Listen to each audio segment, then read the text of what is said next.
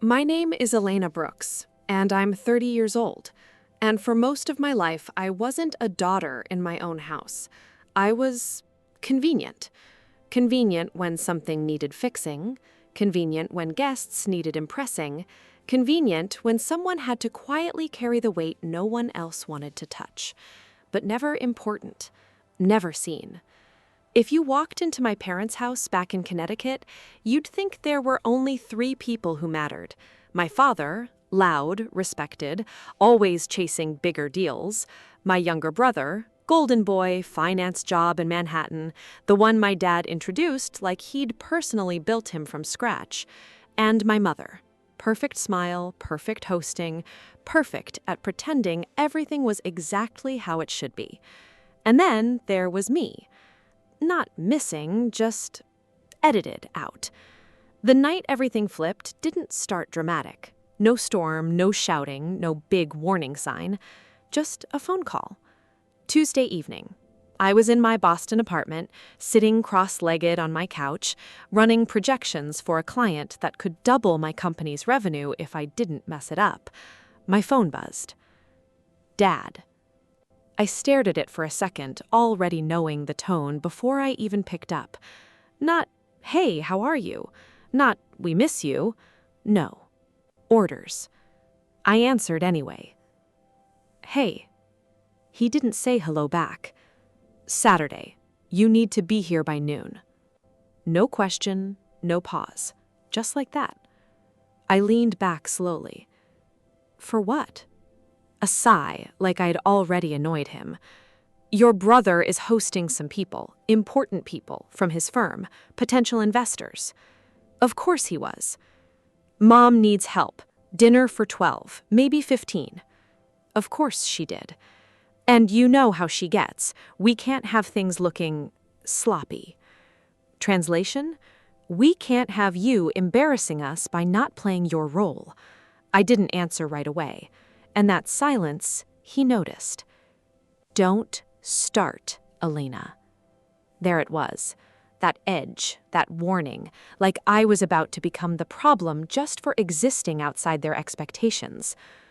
I have work, I said calmly. He actually laughed.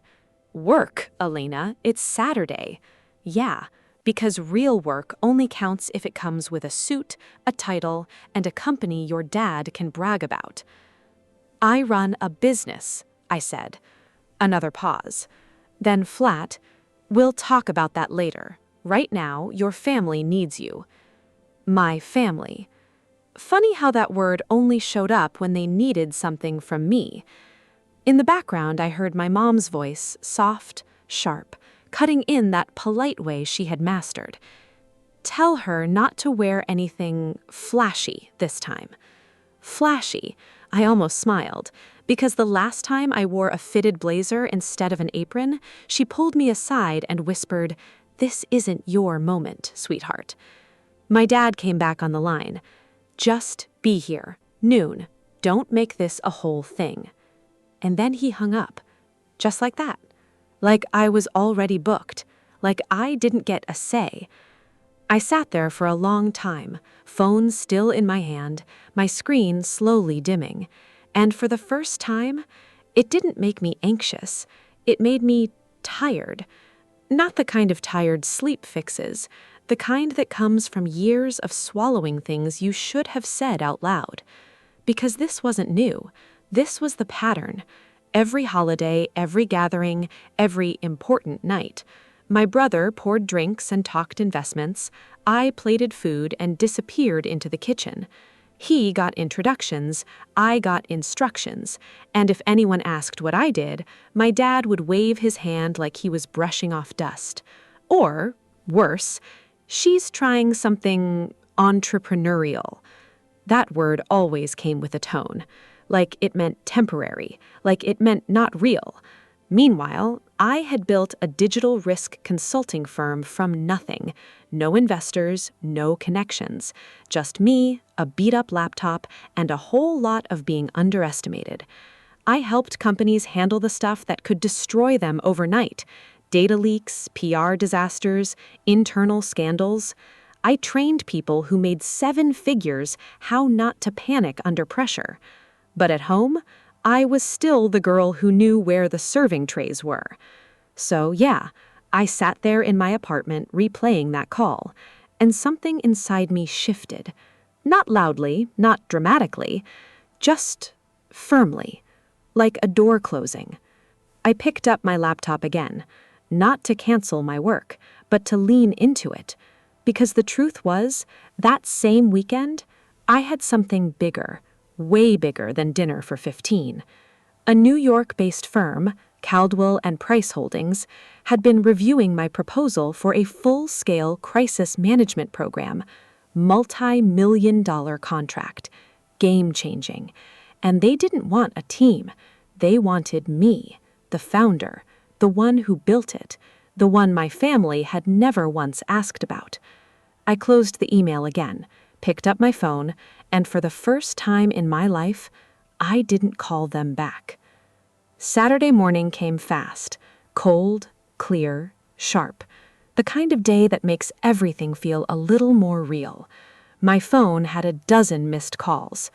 Dad. Mom. Even my brother, which was rare unless he needed something. I didn't answer any of them. Instead, I packed. Black suit, clean lines, no distractions. Laptop, backup drive, printed proposal, everything I actually needed for the life I built, not the one they kept trying to drag me back into. Around 11:15, my phone rang again. This time, I picked up, not because I had to, but because I wanted to end it clean. Elena, where are you? My dad snapped immediately. At the airport. Silence. Then, excuse me? I have a meeting in New York.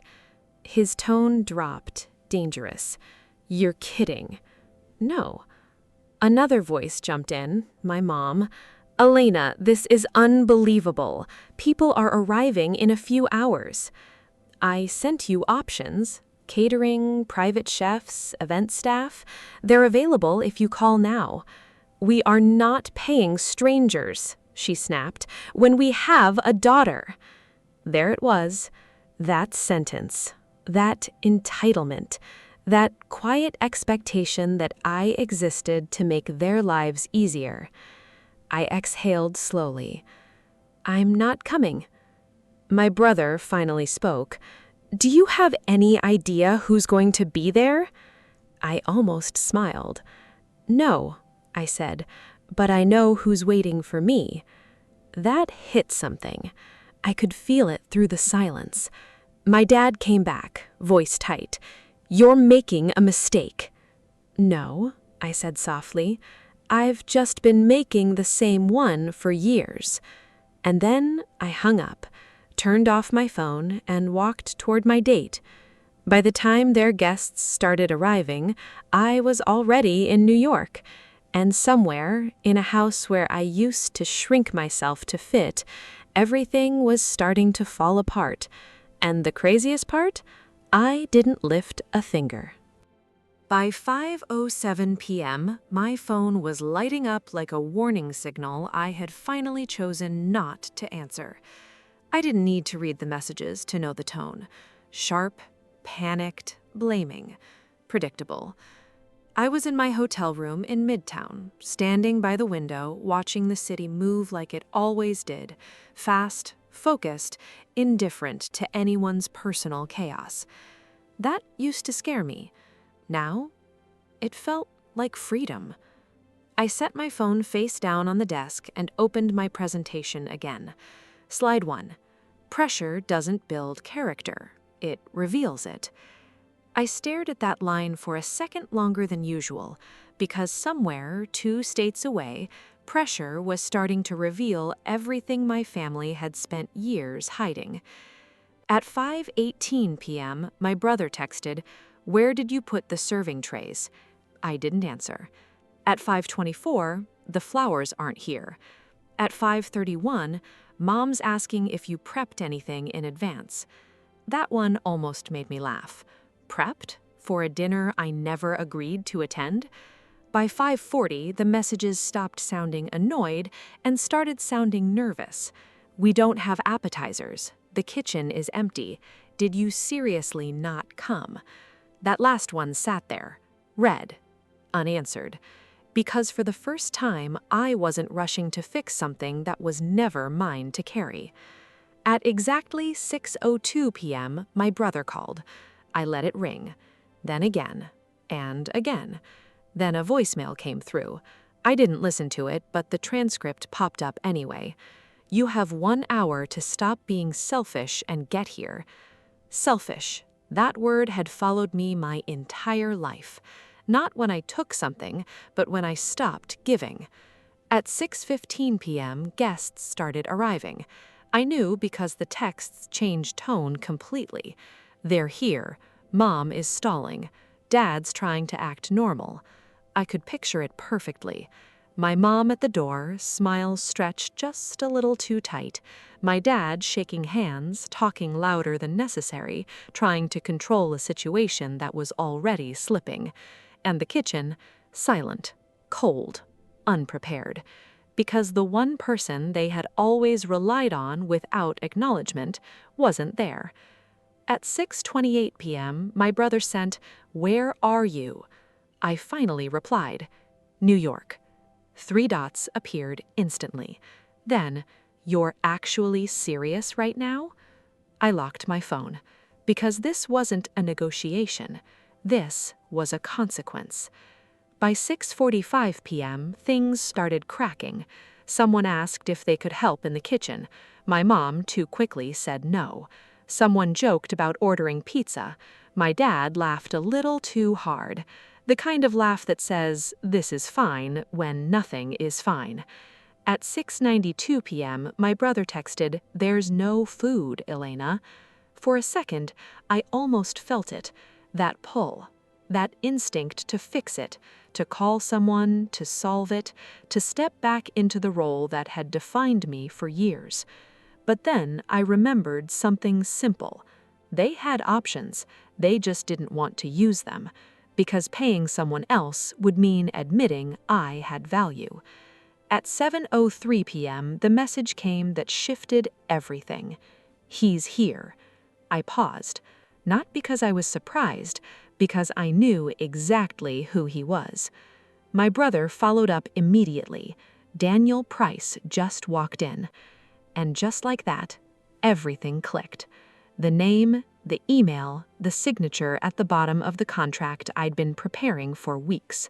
Daniel Price, CEO, the man evaluating my company, standing in my parents' living room. I sat down slowly, not shocked, not panicked, just aware.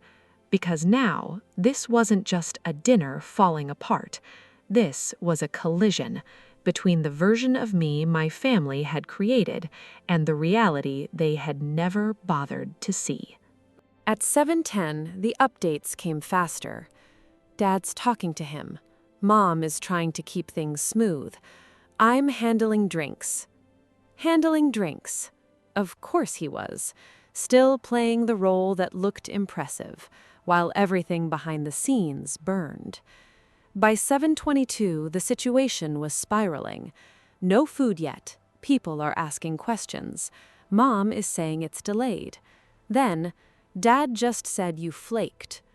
I stared at that message, read it twice, then set my phone down.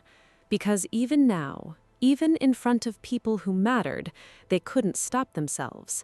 They still needed me to be the problem. At 7:34, another message. "He's asking about you." That made me pause, just slightly. "What did you say?" I typed. My brother replied, "Told him you help out with stuff, consulting, whatever." Help out, whatever. I leaned back in my chair, closed my eyes for a second, because there it was again. Not ignorance, choice. They had chosen not to know me for years. At 7:41, everything tightened. Why is he looking at the hallway? I opened my eyes, because I knew exactly what that meant. The hallway wall, the one my mom had turned into a gallery of curated pride. My brother's achievements, framed, centered, lit. My photos, background, side angles, afterthoughts. Except for one photo she didn't understand enough to hide completely, a professional headshot from a leadership conference, the same one attached to my proposal, the same one sitting in Daniel Price's boardroom file. At 7:48, my brother sent, "He's staring at your picture." Then, "He just asked if you're my sister." Silence. For almost a full minute. Then, I said, "Yeah, but she's not really in this space." Not really in this space. I exhaled slowly, because right there, in one sentence, he had summed up exactly why everything was about to collapse. What happened next? I didn't see it, but I heard it later from someone who was in that room, and every detail felt like a mirror being held up. Daniel stepped closer to the photo, looked at it, then turned. Calm, controlled. "Your sister's Elena Brooks." My brother nodded a little too fast. "Yeah, but she does more small-scale consulting, nothing at this level." My dad joined in. Of course he did.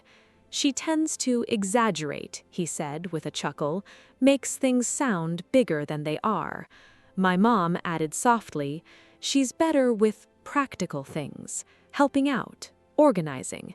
Helping out, organizing, reducing a life they never bothered to understand into something that made them comfortable.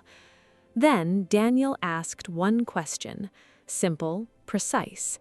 "Have any of you seen her work?" Silence. He tried again. "Visited her office?" Nothing. "Know who her clients are?" No answer.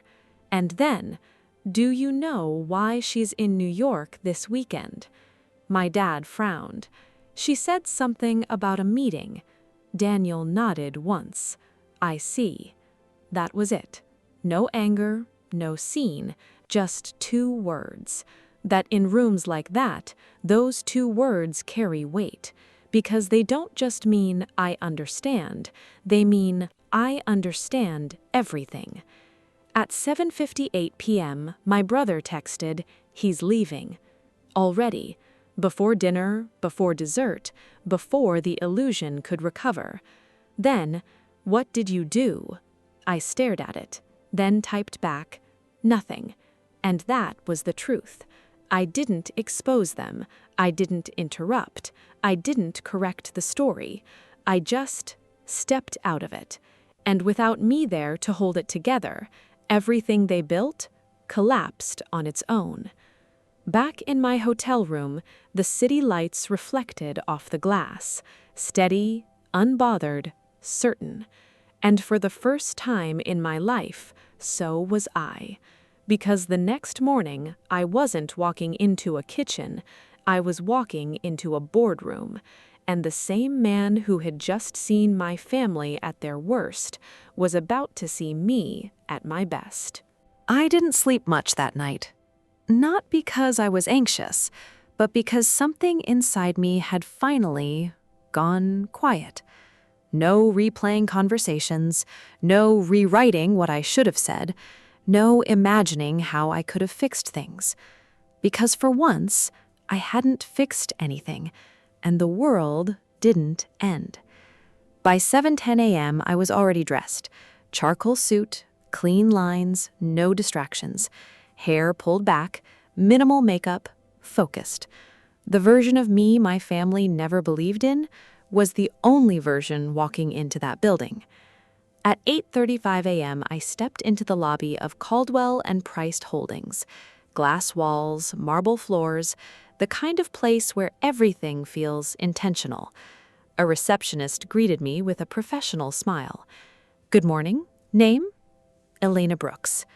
She typed something, paused, then looked up again, this time a little more attentive. "They're expecting you. Right this way."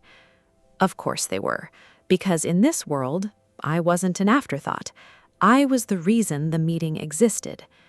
The boardroom was already set when I walked in. Screens ready, notepads aligned, coffee untouched. My team was on the video link, waiting.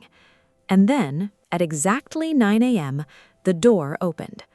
Daniel Price walked in. Same calm presence, same unreadable expression. But now, we were on different ground. He extended my hand. "Miss Brooks." His tone was even, professional, but there was something underneath it. Recognition. "It's good to finally meet you." I shook his hand. "Likewise." He held my gaze for half a second longer than normal, then said quietly, "I believe I was at your family's home 2 nights ago." The room didn't move. Not a single chair shifted, because everyone felt it. This wasn't small talk. This was context. And I had a choice. Explain, apologize, distance myself, or tell the truth without flinching. I didn't hesitate. "Then you've already seen a real-time example of what happens when people confuse control with leadership." Silence. 1 second. 2. Then, Daniel smiled. Not polite, not forced. Real. And just like that, the tension shifted. He pulled out his chair. "Let's begin." I stepped to the front of the room, clicked to the first slide. Pressure doesn't build character, it reveals it. My voice didn't shake, didn't hesitate, because this was my space. I walked them through everything: simulated crises, executive breakdown scenarios, media pressure timelines, internal conflict mapping. Not theory, not fluff, real situations, the kind that exposes what people are actually made of when things go wrong. Daniel's team pushed back, hard. His legal head questioned liability exposure. His CFO challenged cost allocation. Communications wanted deeper crisis messaging frameworks. And I answered every single one, clearly, directly, without shrinking. Because I wasn't the girl in the kitchen anymore. I was the one they were evaluating. About halfway through, Daniel leaned back slightly, watching. Not interrupting, just studying. The same way he must have studied that hallway photo, comparing versions, testing reality against perception. Near the end, I clicked to the final slide, accountability under pressure. And then I stopped talking, because the room didn't need more words, it needed a decision. Daniel folded his hands, looked at his team, then back at me. "I want to address something," he said. The room stilled again. 2 nights ago, he continued, I watched a room full of people blame an absent person for a situation they created themselves. No one moved. I watched them minimize someone they clearly didn't understand. A pause. And this morning, he glanced around the table, I watched that same person demonstrate more clarity, control, and leadership than most executives I've worked with. The CFO nodded slightly. The legal head closed her folder. The decision was already made. Daniel slid the contract across the table. We're moving forward. Simple, clean, final. Full engagement. 2 years, multi-million-dollar program. My team exhaled on the screen. But me, I didn't react right away. Not because I didn't care, but because I needed 1 second to fully understand what this moment meant, not just professionally, personally. Because the same people who once said my work wasn't real had just been proven wrong in the loudest, quietest way possible. I picked up a pen. Signed. Steady hand. No hesitation. Daniel signed after me, then stood, offered his hand again. Congratulations, Miss Brooks. This time, there was no distance in his tone, just respect. An hour later, the announcement went live. Professional, clean, strategic partnership. My name, my company, my title. Nothing extra, nothing emotional, just truth. And then, My phone exploded. Calls, messages, notifications stacking faster than I could read them. My brother first. Is this real? My mom. People are calling me. What is this about? My dad. Answer your phone now. I didn't answer. Not yet. Because for the first time, they weren't controlling the narrative. They were reacting to it. Later that afternoon, Daniel asked to speak privately. We stepped into a smaller office. He closed the door. "Your father contacted me this morning," he said. Of course he did. He said there was a misunderstanding. I didn't even blink. There wasn't. Daniel studied me for a second, then nodded. I told him the same thing. A pause. He also asked me to reconsider a potential investment. That almost made me smile, not out of cruelty, but out of clarity. "And?" I asked. Daniel's voice stayed calm. I told him I don't invest in people who can't recognize value standing in front of them. That was it. No drama, no revenge, just consequence. By evening, everything started to ripple. My dad lost the deal he'd been chasing, not officially because of me, but everyone knew. People talk, especially when something that ironic happens. My mom, her social circle shifted overnight. Invitations slowed, then stopped. Because reputation isn't just about appearances, it's about behavior when things go wrong, and someone had seen theirs. My brother, his promotion review got delayed. Not canceled, just paused. Because credibility, once cracked, takes time to rebuild. That night, I finally opened their messages again. 3 of them. Same pattern, different words. You embarrassed us. You should have told us. You made us look bad. I stared at the screen for a long moment, then typed one sentence. You never asked. And sent it. Weeks passed. Then one message came that felt different, from my dad. Not loud, not demanding, just quiet. I'd like to meet, not to argue, to listen. I didn't respond right away, because this time, the decision was mine, not theirs. When we finally met, it wasn't at their house, it wasn't on their terms. It was a neutral space, a small coffee shop in the city.